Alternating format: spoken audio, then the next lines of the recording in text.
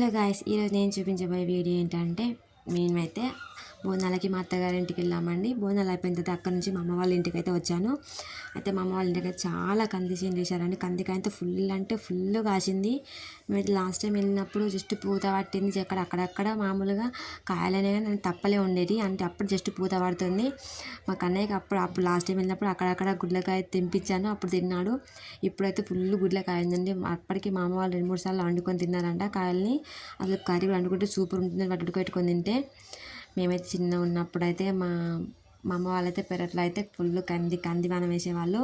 అసలు ఎట్లా అంటే అట్లా మస్తు కాత కాసేది. అప్పుడైతే మేమైతే కందికాయలను తెంపుకొచ్చుకొని పొయ్యి మీద గంజి పెట్టుకొని అలా నీళ్ళు పోసి ఉప్పేసి ఉడకబెట్టుకునే వాళ్ళము. సూపర్ ఉండేది కాయ అయితే. అట్లా తింటే సూపర్ అంటే సూపర్ ఉండేది.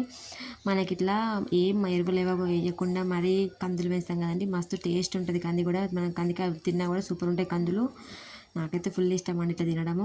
నేనైతే మొత్తం గుడ్ల కాయ తెంపేసుకున్నాను. మా కన్నయ్య అయితే తప్పలు గిప్పలు అన్నీ తెంపిండు. నేను తెంపుతా అనుకుంటా. నేను తెంపుతా ఉంటే అక్కడికి లోపల కొన్ని తప్పలకాయలు ఉన్నాయి, మీద మాత్రం గుడ్లకాయ కనిపిస్తూ ఉన్నది.